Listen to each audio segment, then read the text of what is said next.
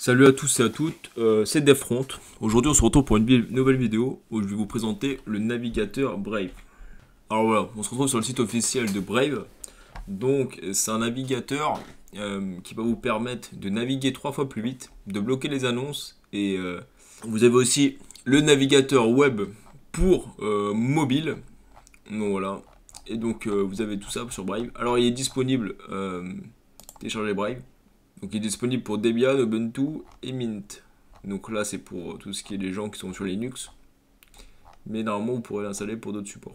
Donc voilà le portefeuille Brave. Alors l'avantage d'utiliser Brave, c'est que ça vous va permettre de rentrer dans la crypto-monnaie facilement et gratuitement. Vous avez juste besoin de télécharger Brave et ne serait-ce que utiliser ce navigateur vous permettra d'être récompensé en BAT.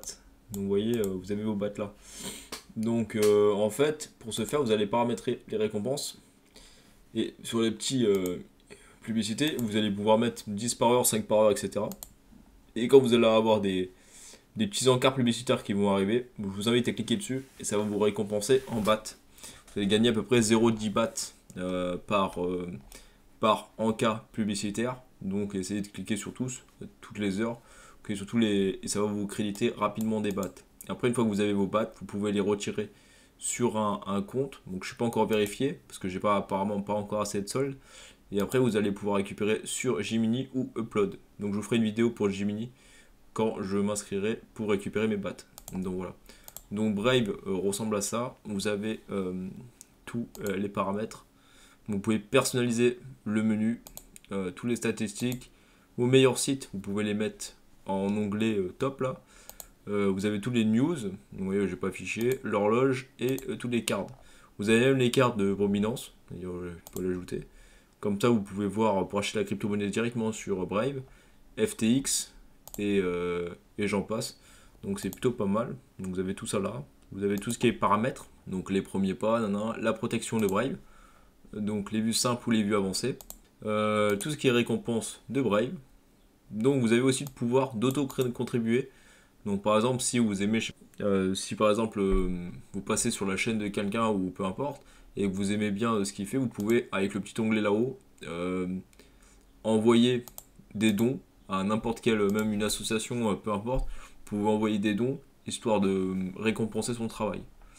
Vous avez les blocages de réseaux sociaux et tout le reste, les moteurs de recherche. D'ailleurs vous pouvez utiliser pas mal de moteurs de recherche. Vous avez même ça c'est pas mal ça. Vous avez les fenêtres de privé avec Tor. Donc enfin grosso modo moi qui utilise Tor, c'est pas vraiment le